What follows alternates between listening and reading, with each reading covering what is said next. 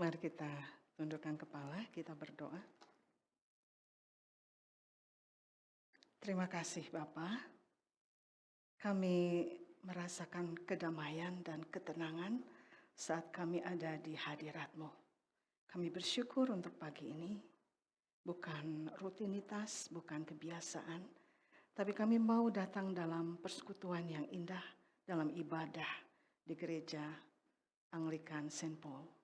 Terima kasih Bapa untuk liturgi yang sudah kami ikuti, dan kami akan merenungkan bagian firman Tuhan pagi ini.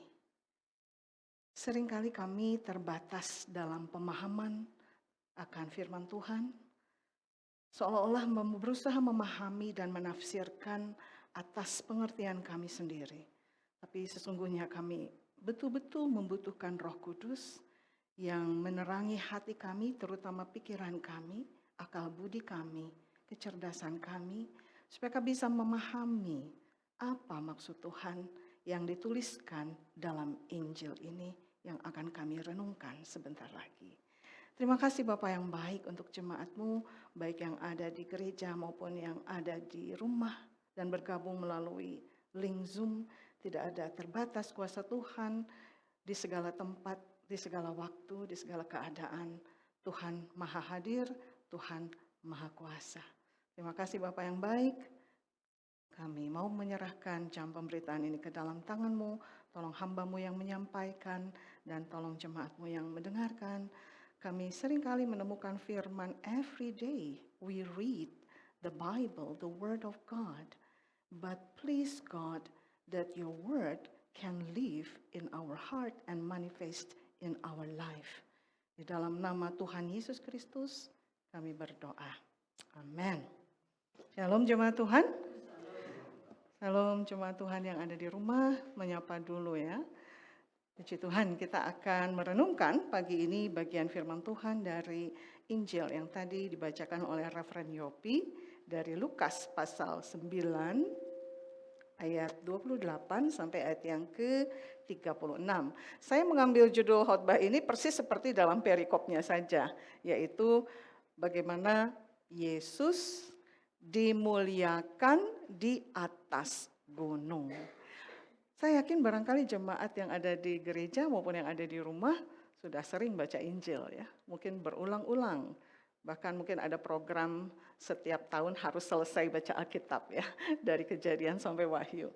Jangan pernah melupakan firman karena itu dasar dari hidup kita. Nah, kalau membaca ini dan melihat dan merenungkan lagi, kenapa ada perikop ini di tengah-tengah atau ini di pasal 9 ya? Ya masih di awal gitu, ada peristiwa yang menurut saya ini sangat menakjubkan. Bagaimana Yesus dimuliakan di atas gunung. Apa itu kemuliaan? Tadi saya diskusi dengan Reverend Yopi, kata apa yang dipakai di sini untuk mulia?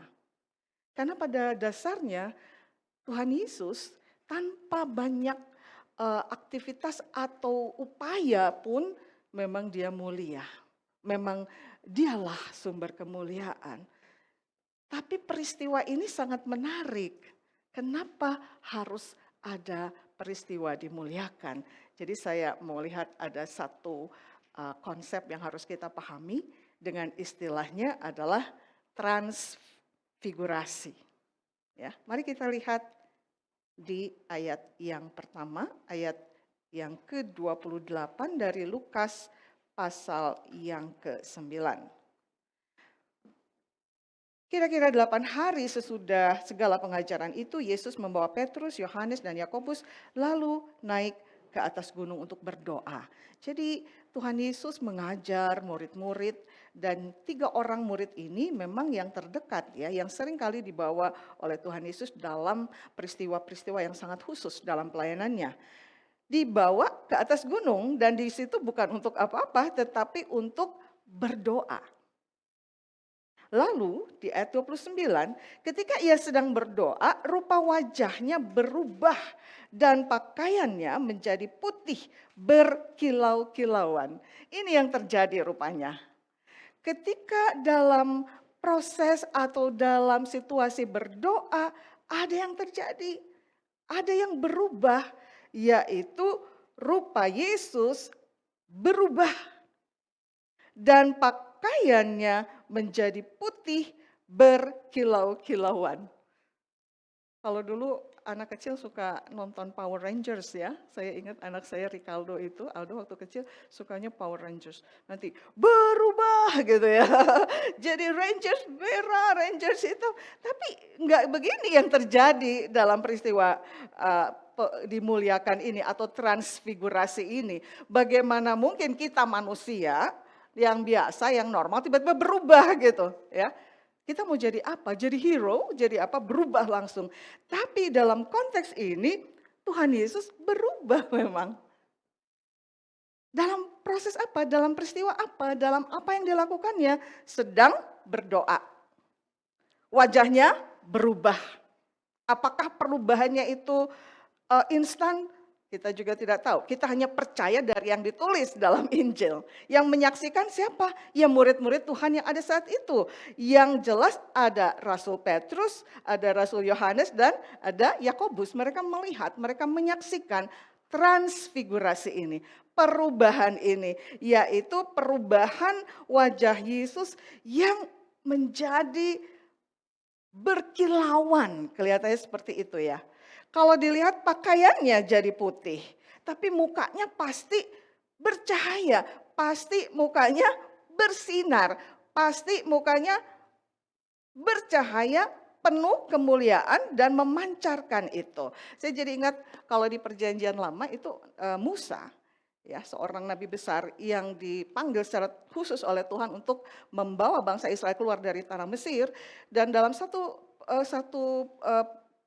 episode dalam perjalanan di padang gurun itu, Musa disuruh ke atas ya, ke Gunung Horeb, dan di situ bersekutu dengan Tuhan sebelum 10 perintah itu diturunkan. Dan ketika Musa menghadap Tuhan dan turun lagi dari gunung itu, cahaya kemuliaan Allah itu ada di dalam wajahnya. Sampai bangsa Israel nggak kuat kalau lihat Musa karena wajahnya penuh dengan kemuliaan. Saya rasa mungkin seperti itu juga yang terjadi ketika Yesus berubah rupanya.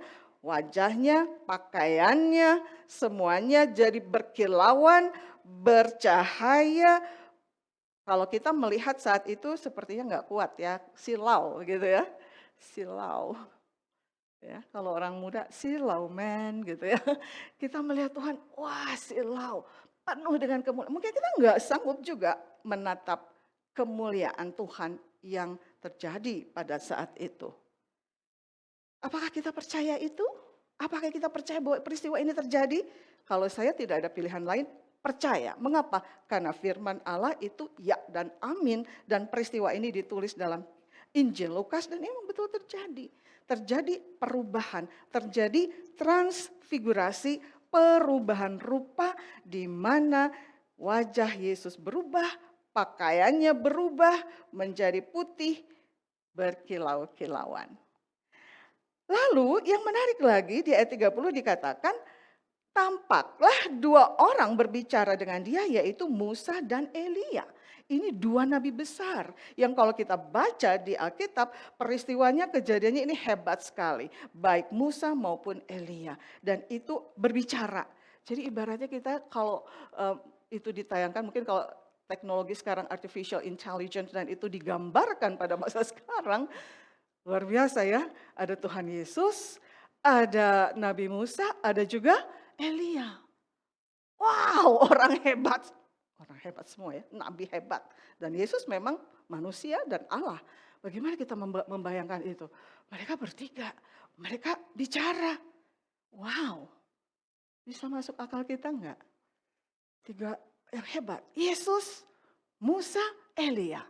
Dan itu dalam proses penuh dengan kemuliaan ketika Yesus sudah berubah rupanya ya, transfigurasi. Lalu berbicara tentang tujuan kepergiannya yang akan digenapinya di Yerusalem. Memang Tuhan Yesus tahu untuk apa dia datang ke dunia ini dan misi penyelamatannya dia harus lakukan itu di Yerusalem. Sepertinya sedang berbicara bertiga gitu ya. 3 tokoh hebat, 3 orang hebat, 3 figur hebat, 3 nabi hebat gitu ya. 3 utusan Allah yang hebat sedang berbicara mengenai karya keselamatan. Tapi itu diawali dengan perubahan rupa, ya, transfigurasi, dan wajah Yesus penuh dengan kemuliaan. Hebat? Peristiwa itu hebat nggak? Kadang kita di dunia sekarang banyak terpukau, terpesona dengan hal-hal duniawi, ya. Ketika ada konser misalnya, wah hebat, ya. Ketika ini superstar, wah hebat, wah kemilau, wah. Tapi peristiwa ini dahsyat sekali dicatat dalam kitab Injil, dan itu betul-betul terjadi ketika perubahan wajah yang terjadi dalam diri Tuhan Yesus dan berbicara dengan Musa dan Elia. This is the first point, that we see the transfiguration of Jesus, that his face changes and it is full of glory, ya, penuh dengan kemuliaan. Saya nggak bisa bayangkan, ya, mungkin kalau saya ada di situ gimana? Mungkin saya akan tercengang, ya, kalau bahasa Sunda mencalangap. Aduh Tuhan, penuh dengan kemuliaan itu. Mungkin saya jatuh tersungkur, mungkin nggak kuat juga lihat kemuliaan Tuhan, ya. Itu luar biasa sekali. Bukankah dalam setiap penyembahan pujian kita juga ingin merasakan hadirat Tuhan dan kemuliaannya, gitu, ya. Nah, tapi bagaimana? Apa yang terjadi dengan Petrus, Yohanes, dan Yakobus yang ada di situ, yang diajak ke atas gunung untuk berdoa? Kita lihat di ayat 32. Sementara itu Petrus dan teman-temannya telah tertidur. Dan ketika mereka terbangun, mereka melihat Yesus dalam kemuliaannya. Itu lebih kaget lagi. Biasanya kalau baru bangun tidur kan suka masih agak-agak ngigau, ya. Belum 100% katanya jiwanya kembali. Pas bangun rewas dengan, kenapa Yesus jadi berubah? Penuh dengan kemuliaan seperti itu. Petrus yang sifatnya memang suka impulsif dia, ya. Suka cepat merespons tanpa mungkin berpikir dulu lebih panjang. Dia bilang begini di ayat 33. Dan ketika kedua orang itu hendak meninggalkan Yesus, berarti Musa dan Elia sudah selesai percakapan mereka ini dan akan pergi, lalu Petrus bicara kepadanya, "Guru, betapa bahagianya kami berada di tempat ini. Wah, senang bisa lihat kemuliaan Tuhan." Lalu dengan impulsif dia bicara, "Baiklah, kami dirikan sekarang 3 kemah. 1 untuk engkau, 1 untuk Musa, dan 1 untuk Elia." Kalimat ini, tetapi Petrus tidak tahu apa yang dikatakannya itu. Kadang dalam hidup juga kita suka begitu, ya, terlalu merespon, terlalu impulsif, tanpa mikir dulu. Cing atuh pamibade ngomong mah, mikir dulu sebelum bicara. Karena kata-kata kalau sudah keluar susah kembali lagi, ya. Kalau salah ngomong ya udah, harus hati-hati. Hidup dan mati dikuasai lidah. Salah bicara bisa fatal. Tapi Petrus memang seperti itu karakternya. Tidak tahu apa yang dikatakannya. Dia sangat terdorong, bikin aja kalau gitu kemah. 1 untuk Tuhan Yesus, 1 untuk Musa, dan 1 untuk Elia. Sementara ia berkata demikian, datanglah awan menaungi mereka, dan ketika mereka masuk dalam awan itu, takutlah mereka. Saudara, apa yang kita rasakan kalau kita masuk dalam kemuliaan Allah? Tidak ada kata lain, pasti udah bercampur perasaannya. Antara kagum, antara hormat, antara takjub, antara wah luar biasa Tuhan, tapi ada takut di situ. Tapi saya rasa takut di sini takut yang wajar, ya, takut yang kudus, karena takut melihat Allah. Kita juga sering punya perasaan takut dalam hidup, ya. Takut kan? Apa yang ditakutkan manusia? Takut sieun jurignya, takut. Padahal takutnya itu harus dicek dulu, takut karena apa? Karena di sini mereka diperhadapkan pada situasi yang secara akal mungkin nggak masuk akal. Ini kok bisa terjadi begini, bisa terjadi perubahan seperti ini. Dan takutlah mereka. Maka terdengarlah suara dari dalam awan itu yang berkata, "Inilah anakku yang kupilih, dengarkanlah dia." Selalu ada suara seperti itu. Ketika Tuhan Yesus dibaptis oleh Yohanes di Sungai Yordan, ada suara juga, ya, keluar dari langit. Di sini ketika Yesus dimuliakan, ada suara juga. "Inilah anakku yang kupilih, dengarkanlah dia." Ketika suara itu terdengar, Musa dan Elia sudah tidak ada lagi. Hanya Yesus seorang diri. Kita tidak usah berpikir, jadi yang datang beneran Musa nggak sih? Kok bisa langsung hilang? Ya, Yang datang itu betul Elia enggak? Kok yang kelihatan cuma Yesus aja? Ada banyak hal-hal yang mungkin di sini apa namanya ya Reverend ya, transcendental ya, transcendent ya, yang tubuhnya ada tiba-tiba langsung hilang. Nah itu yang suka ditiru-tiru oleh orang dunia yang suka menakut-nakuti manusia kan. Kan setan begitu ya. Ada tiba-tiba hilang, ada tiba-tiba hilang.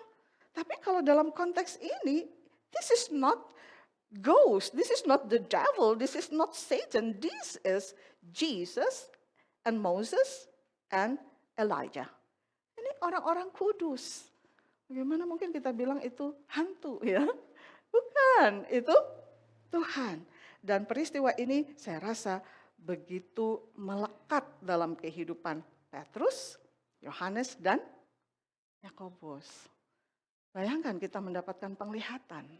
Biasanya para nabi ya dapat penglihatan, orang-orang kudus dapat penglihatan, hamba-hamba Tuhan dapat penglihatan, ingin tahu apa yang terjadi, ingin tahu, ingin memprediksi apa yang terjadi, mengapa ini. Baik, mari kita lihat lagi, apa maksudnya dengan peristiwa transfigurasi ini? Apa tujuannya? Mari kita lihat. Bahwa tujuan transfigurasi ini supaya orang-orang terdekat pada peristiwa itu, yaitu Petrus, Yakobus, dan Yohanes hadir menyaksikan secara langsung.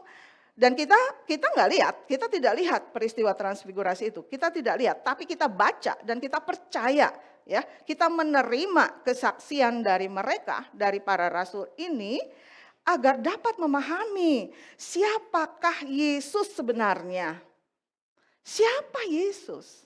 Orang bertanya-tanya, siapa Yesus sebenarnya? Yang dilihat tubuh jasmaninya, tapi pada saat peristiwa ini tubuh kemuliaannya dinyatakan dengan perubahan wajahnya, rupanya, pakaiannya, semuanya dalam kemuliaan. Jadi tujuannya supaya kita lebih kenal Tuhan, supaya kenal siapa Yesus. Jangan cuma apa yang tampil aja, apa yang tampak saja. Jauh melebihi itu ada tubuh kemuliaannya supaya kita lebih mengenal dia, lebih memahami dia. Supaya mereka pada saat itu 3 murid yang terdekat itu bisa memiliki iman yang lebih teguh dan murid-murid bisa lihat kemuliaan Tuhan yang luar biasa. Jadi tidak pada semua orang ya Tuhan menampakkan kemuliaannya. Tidak juga pada 12-12-nya ya. 3 orang yang utama ini yang Tuhan pilih. Tapi sayangnya ketika Tuhan berubah, mereka lagi tidur. Jadi supaya mereka mengenal siapa Tuhan. Supaya mereka melihat kemuliaan Tuhan. Bagaimana Allah di dalam Yesus. Itu 100% manusia, 100% Allah. Dari dulu kalau bicara Tuhan Yesus itu selalu menimbulkan pertanyaan, tapi juga sekaligus kekaguman. Tapi kalau itu ada hinaan, ada celaan, wah kalau saya bicara soal Tuhan Yesus itu sudah sering ya ditanggapi macam-macam sama orang yang belum percaya Tuhan. Saya bilang, Bu Rida, Tuhannya orang Kristen itu 3 ya? Nah itu pertanyaan seperti itu udah sering yang begitu. Kenapa ya? Allah itu punya anak. Itu udah pertanyaan yang wajar kalau saya. Dulu gimana jawabnya? Harus apologetika. Jawab ini, jawab ini. Sempat waktu itu kuliah di IKIP itu kan kampus hijau ya. Kalau yang begini saya harus selalu siap pertanyaan itu. Pernah satu kali saya menjawab dan kita diskusi. Tapi itu bukan ending yang bagus karena setelah diskusi itu kok jadi emosi ya. Tinggi emosinya. Saya mempertahankan Yesus itu anak Allah. Alkitab mengatakan begini, dia dari sudut agamanya dia. Enggak akan ketemu kan? Saya bilang, aduh ini kayaknya salah ini. Tapi di situ saya sebetulnya udah memberitakan Injil ya. Siapakah Kristus itu? Makin kesini makin terlatih kalau ditanya siapa Yesus. Itu kan Nabi Isa kan? Oh iya, iya. Oh di Al-Quran juga ada? Iya. Di Injil? Iya. Lalu mereka bicara, oh kalau gitu sebetulnya kita ada kesamaan ya Bu Rida ya. Dari sisi riwayat, sejarah. Saya senyum, ya begitu. Tidak usah bertengkar lah. Capek ya kalau kita menyaksikan Kristus. Ini iman saya. Oke cukup. Mau mendebat, mau berapologetika, silakan tapi siap enggak. Soalnya beberapa kali itu endingnya dengan emosi. This is not good. Tapi saya mau ceritakan satu pengalaman. Waktu kuliah S3 itu saya cuma 2 orang di kelas, karena memang muridnya cuma 2. S3 2 ya, di UPI itu. Terus ada satu mahasiswa yang pindah dari jurusan lain masuk ke kelas kami gitu. Dan satu orang ini agak unik orangnya. Wah, kalau diskusi atau apa itu selalu aneh. Dan ada satu peristiwa, ketika satu teman sedang keluar, sedang mempersiapkan tugas, saya di dalam, saya mempersiapkan untuk presentasi di mata kuliah berikutnya. Tiba-tiba dia tanpa tedeng aling-aling menghampiri saya dan saya dimarah-marahi. Hah, saya langsung kaget. Ah, kenapa ya? Ibu Rida itu orang Sunda kan? Oh iya, ibu saya orang Sunda, ayah saya orang Batak.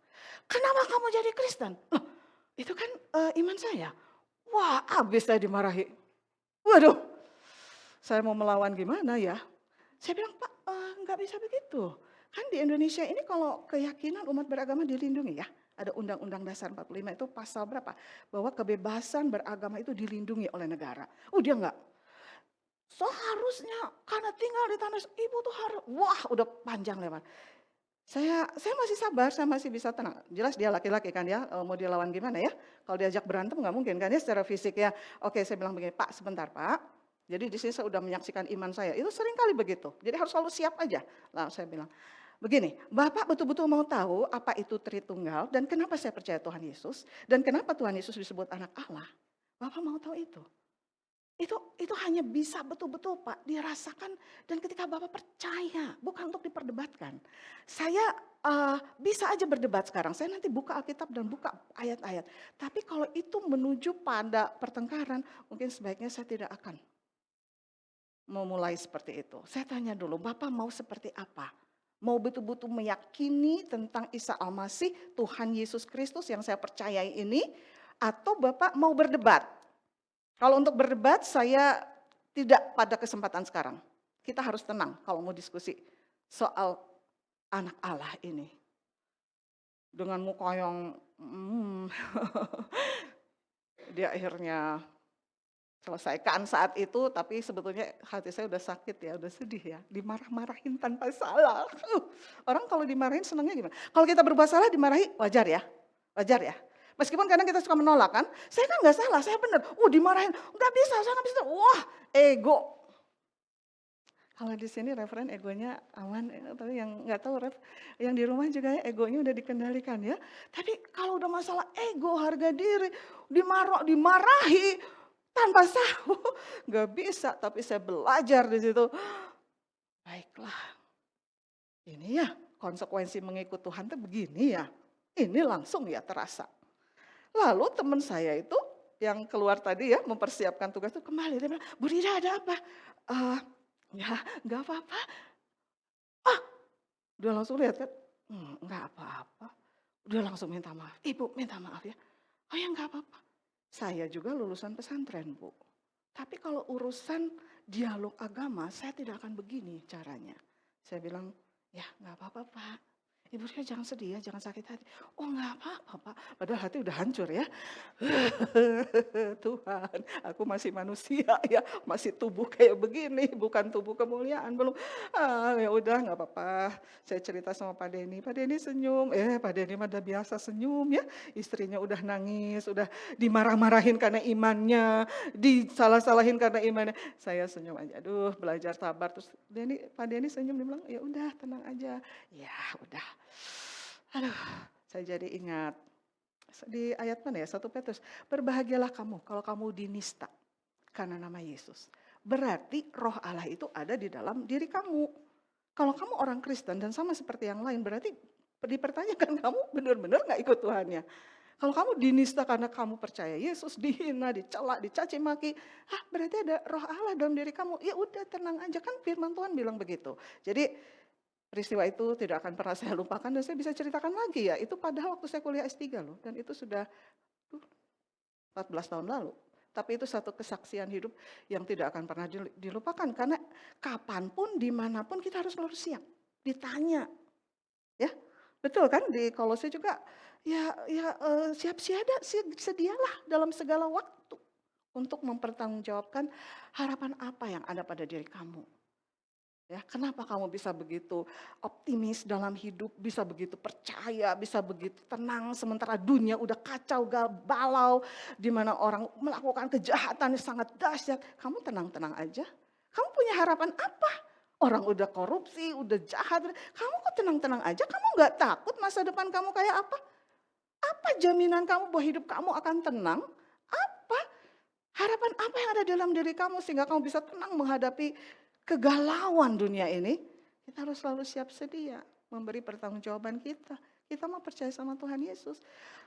Tuhan Yesus mah nggak apa-apa. Saya betul-betul kalau persoalan keyakinan itu selalu encountered almost every day. Karena memang bekerjanya di kampus Pasundan. Muslim dan memang mereka mengutamakan budaya Sunda dan agama Islam. Ya nggak apa-apa, dan saya ada di situ, jadi nggak apa-apa. Ya, persoalan keyakinan kita kepada Tuhan Yesus sangat pribadi menurut saya. Kenapa kita percaya Yesus? Why do you convert, believe in Jesus? Kenapa percaya bahwa Tuhan itu betul-betul Tuhan dan Juru Selamat kita secara pribadi? Kenapa jadi orang Kristen? Bukan karena cuma dari kecil udah jadi Kristen, udah jadi dari lahir Kristen, dibesarkan juga secara Kristen. Tapi pasti ada perjumpaan dengan Tuhan secara pribadi yang membuat kita sejak bertemu Tuhan, saya nggak akan mau lupa lagi sama Tuhan. Nggak akan kembali lagi dengan cara hidup saya yang dulu. Betul kan? This is the encounter with Jesus. I have decided to follow Jesus. I have decided to follow Jesus. I have decided to follow Jesus. No turning back. No turning back. Jadi saya menyadari dunia sekarang juga makin kemana-mana ini ya. Pengaruh kecerdasan, kecanggihan teknologi, kecanggihan artificial intelligence, so many things. Tapi kalau kita hanya berlindung pada Tuhan, udah tenang aja lah, udahlah mau apa lagi ya. Tuhan adalah satu-satunya Allah dan Dia adalah Juru Selamat kita. Amin. Jadi supaya kita lebih mengenal Dia. Kita tidak harus melihat bagaimana perubahan wajahnya yang bercahaya dan kemilauan. Tapi ketika kita membaca Injil dan melihat ini dan percaya, Jesus, I trust you. Percaya padamu Tuhan. Berkali-kali, berulang-ulang dalam kehidupan Tuhan itu menolong. Amin. Saya harus bersaksi juga, Referen di kampus sekarang udah ada program baca Alkitab, Referen. Puji Tuhan, setelah 30 tahun, Referen. Dan saya diminta untuk membina mahasiswa Kristen. Itu adilnya Tuhan ya. Muslim majority, but there are some Christians over there. Dan biasanya orang Kristen teh suka diabaikan gitu. Jadi harus ikut pelajaran mereka. Tapi sekarang enggak. Mulai tahun kemarin yang Kristen dikhususkan, Ibu Rida silakan jadi dosen pembinanya. Saya mah kayak dapat hadiah dong. Yes, yes, yes, yes. Tapi pas pikir program apa ya?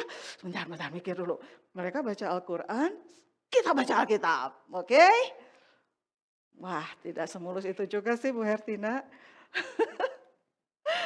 Tapi cara Tuhan hebat sekali. Jadi mereka kita hari Jumat jam 11 persekutuan ya. Baca Alkitab. Karena ini dimulainya pas lagi COVID, jadi kita mulai online dulu. Terus kemarin sudah onsite. Tapi saya betul-betul minta izin dulu sama pimpinan. Jangan sampai nanti saya dimarahin lagi ya. Ibu Rida, ini kenapa ada pengkristenan nih di kampus? Oh enggak, bukan. Saya membina mahasiswa Kristen di kampus ini. Silahkan kalau Bapak tidak setuju. Wah itu harus pakai hikmat beneran loh. Sieun atuh dah nya. Sieun teh gitu dicokot orang teh nya, dibawa terus diadili. Tapi kalaupun begitu siap juga kali ya. Ya udahlah, dan memang begini ya orang Kristen mah kadang disudutkan sampai kepepet sekali, tapi Tuhan menolong. Jadi puji Tuhan, referensi semester kemarin lancar.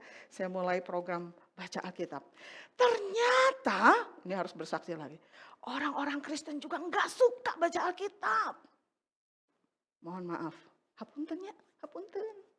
Yang di rumah hapunten. Ih, Ibu Rida kok sombong banget bilang begitu. Enggak, itu berdasarkan realitas. Kita cek baca Alkitab, minggu ini kamu baca apa? Minggu ini kamu baca apa? Jadi saya memimpin dari, oke, kita mulai dari Matius dulu ya. Hari ini pasal segini. Saya bilang, yuk kita sharing. Ternyata saya berdoa lagi, Tuhan, gini ya. Tapi kalau yang hadir di gereja semua senang baca Alkitab kan ya. Saya tidak menyindir apa-apa, enggak.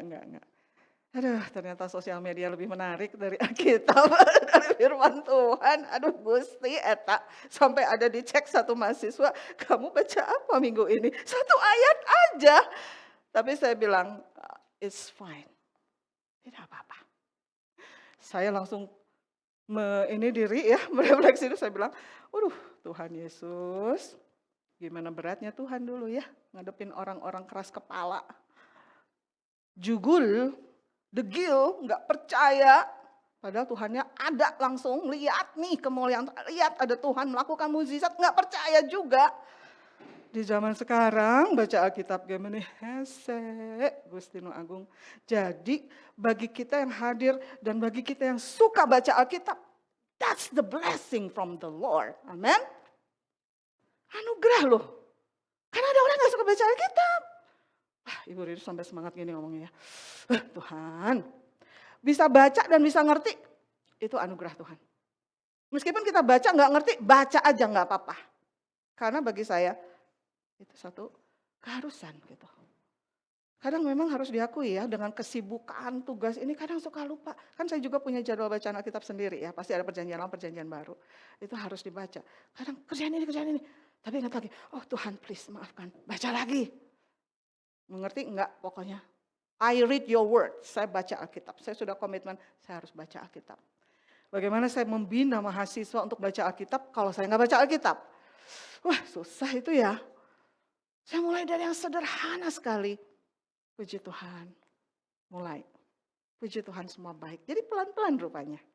Jadi ibaratnya nggak semua orang langsung cinta Alkitab ya. Sama kayak Raja Daud kan. Betapa ku cintai Tauratmu ya Tuhan. Ku renungkan itu siang dan malam. Itu hanya orang-orang khusus yang begitu. Betul-betul saya mengerti itu. Karena ada orang yang haroream baca Alkitab udah naon dah gitu-gitu keneh. Perjanjian lama ya gitu ya. Perjanjian baru, aduh atau Injil mah udah dibaca. Tapi jangan lupa, kalau nggak baca Alkitab, jiwa kita teh kosong. Ya, baca lagi jadi susah loh turn in-nya. Ibaratnya kalau lagi buka aplikasi loadingnya jadi lama loh baca Alkitab. Kalau lama nggak baca lagi loadingnya lama banget. Jadi mesti baca lah tiap hari. Coba, saya ingin tahu ya, kalau di sini kalau baca sosmed berapa jam ya sehari? Boleh tanyakan ya. Itu boleh tanya berapa jamnya buka sosmed gitu, WhatsApp, Facebook, Instagram. How many hours a day? Puji Tuhan. It's only 3 to 5 hours, Reverend. Tapi ada yang 8 jam loh, Reverend. Ada yang 10 jam. Ada bangun tidur langsung twing. Notif, ya, punten ya sanes nyindirnya, Aristo sanes nyindir, ya mah da ngomong gitu deh Ibu Rida kesok sami manusia oke. Jadi misalnya aya HP teh langsung twing, notif ya. Makanya pas bangun teh, ayeuna bacaan naon ayeuna teh nya, wah perjanjian oh nya keur ieu satu ini Tawarikh pasal 2. Gitu enggak ya? Enggak ya? Enggak, jangan dipaksain mah cuma nanya aja kok Ibu Rida mah.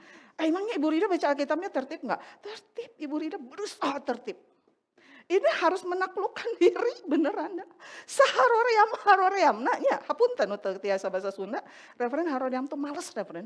Males baca Alkitab itu harus dipaksa dan didisiplin. Kalau enggak gitu daging kita nih lemah sekali. Paksa baca Alkitab. Aduh Tuhan itu betul-betul loh struggling, harus. Apalagi kalau sudah, Bu Rida nanti ada rapat, presentasi. Enggak, baca Alkitab dulu. Karena di kantor, baca Alkitab dulu aja. Apa sih tadi sampai baca dulu. Soalnya kalau nggak baca Alkitab, nanti lama nih, loadingnya itu lama. Naon sih maksudnya tadi? Nggak bisa gitu, jangan sampai Alkitab diabaikan. Poin yang kedua, terakhir. Pada peristiwa apa kita bisa melihat transfigurasi ini?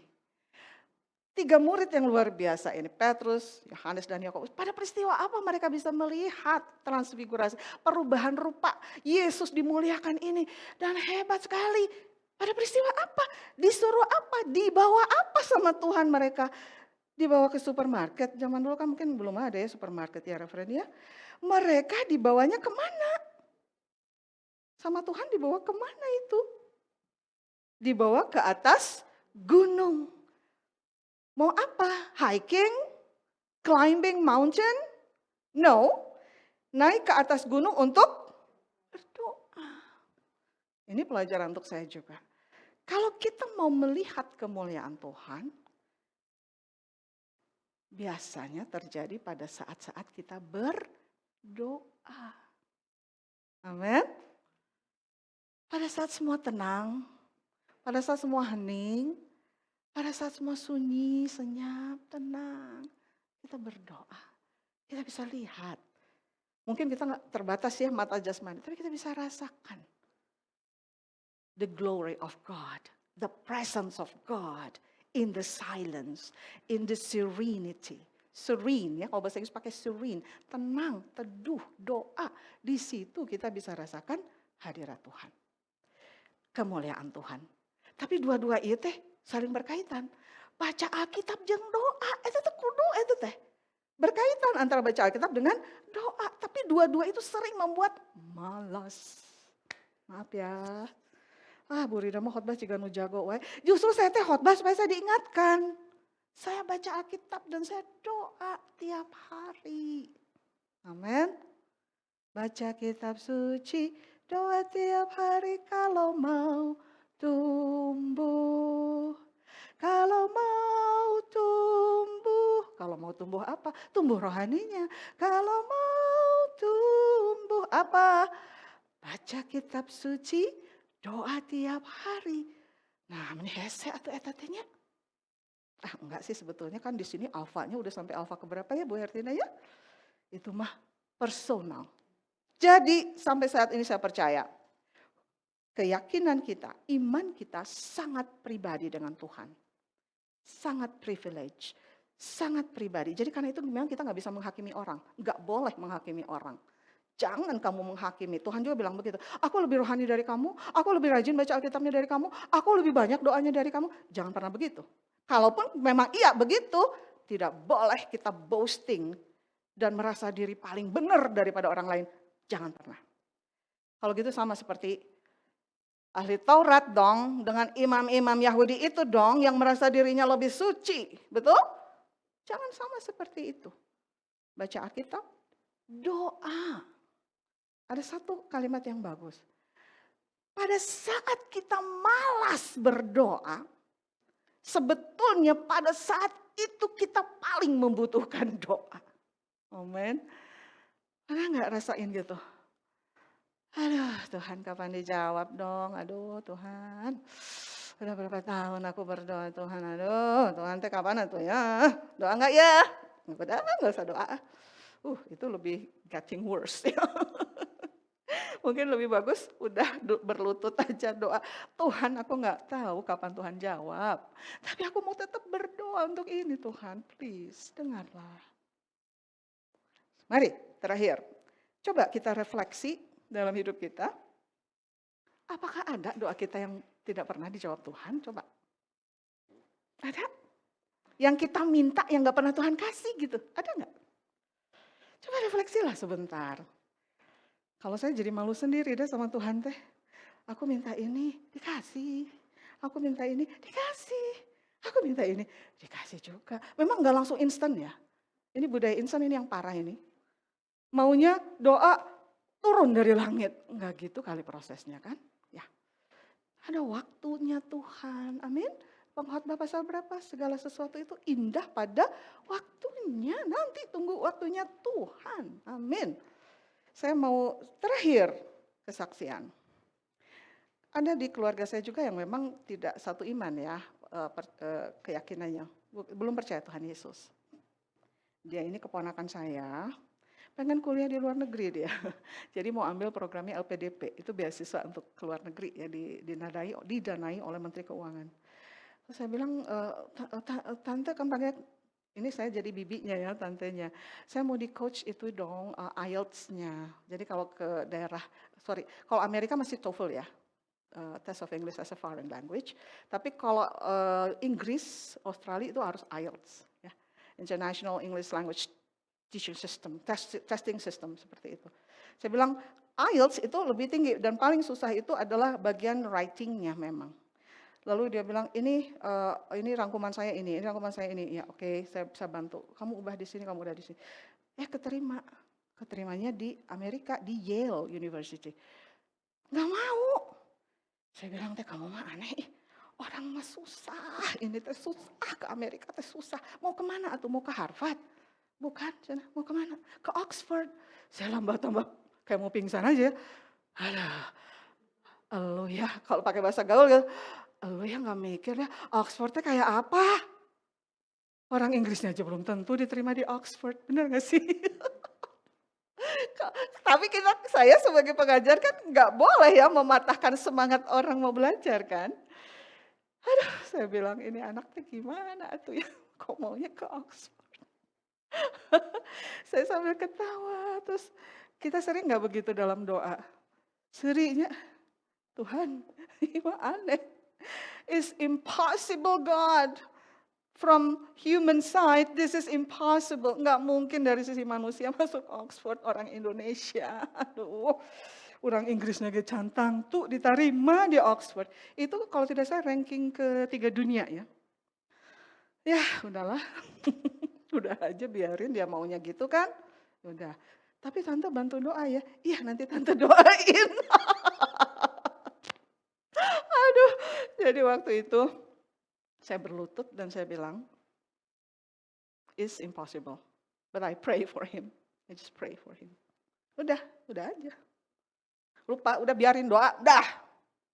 Tiba-tiba ada berita, diterima dong. Mata saya sampai lebar. Diterima ini di mana ini? Di Harvard? Bukan, di Oxford. Hah? Wah, kayaknya teh, hah? Sampai gemeteran sih kalau cerita. Beneran ini teh gitu? Ya udahlah kita serahin sama Tuhan aja ya. Tapi ada doa-doa yang impossible. In our eyes, in our mind, this is impossible God. Tapi karena kita taat, rela, udah doa aja. Gimana Tuhan aja? Tuhan kan Maha Kuasa. Gimana Tuhan aja? Ya seperti itu kesaksian terakhir. Dan saya tetap mendukung dia, nanti kita lihat bagaimana kelanjutan dia untuk program S2 ya di Oxford University. Ini bukan untuk kesombongan, bukan untuk apa. Saya hanya mau cerita bahwa kemuliaan Allah bisa kita rasakan, hadirat Allah kita rasakan, kita berdoa. Baca Alkitab, berdoa. Jangan seperti Petrus, kita tidur. Amin. Jangan tidur, tapi berdoa. Mari kita berdoa. Bapa, kami bersyukur bahwa Engkau luar biasa. Your existence is worthy to glorify. Hadiratmu, keberadaanmu itu patut layak untuk dimuliakan Tuhan. Peristiwa ini ketika Yesus berubah rupa, penuh dengan kemuliaan. Tanpa kami lihat saat ini pun dengan mata jasmani kami percaya bahwa Tuhan, Engkau adalah Raja kemuliaan. Terima kasih untuk karyamu di kayu salib. Penebusanmu di kayu salib. Membuat diri kami berharga. Dan itu titik balik di mana kami percaya kepada Tuhan dan hidup kami diubahkan. Mungkin kami seperti orang bodoh menurut dunia. Kita tidak peduli, kami tidak peduli. Sejauh kami menaruh iman dan pengharapan kami kepadamu ya Tuhan. Bagi kami itu cukup. Karena itu Bapa, iman betul-betul sangat pribadi dengan Tuhan. Terima kasih kalau kami boleh mengenalmu, boleh belajar firman-Mu, boleh mengerti Engkau. Kami sangat-sangat bersyukur karena kasih karunia Allah. Semuanya karena kasih karunia Allah. Bukan karena kehebatan kami, bukan karena kecantikan kami, kepintaran kami, kegagahan kami, kekayaan kami, kemuliaan kami, kehormatan kami. Tidak ada satupun itu semua di hadapan-Mu Tuhan. Bahkan kekudusan kami pun seperti kain kotor di hadapan Tuhan. Justru Tuhan yang menguduskan kami dan menyucikan kami. Bahwa kami untuk terus mengenal Tuhan, peristiwa transfigurasi supaya murid lebih mengenal Tuhan. Kami ingin mengenal Tuhan lebih dalam lagi. Mengenal isi hati Tuhan dalam hidup kami dan dalam semua rencana hidup kami. Karena rencana-Mu lebih agung dan mulia bagi kami. Terima kasih Tuhan, tolong kami semua yang hadir di gereja maupun yang melalui link Zoom, tolong kami supaya kami mau baca Alkitab Tuhan. Only a verse a day, kalaupun hanya 1 ayat per hari, buat kami rajin Tuhan. Buat kami mau baca Alkitab Tuhan, please tolong kami semua. Buat kami mau berdoa Tuhan. Biar doanya cuma 1-2 kalimat apapun. Mungkin ada yang gak bisa diungkapkan dengan kata-kata. Buat kami mau berdoa Tuhan please. Baca Alkitab dan doa. Supaya kami lebih mengenal Tuhan. Dan lebih mengerti tujuan mengapa Engkau dimuliakan dalam peristiwa ini. Terima kasih Bapa yang baik. Di dalam nama Yesus kami berdoa. Amin. Shalom.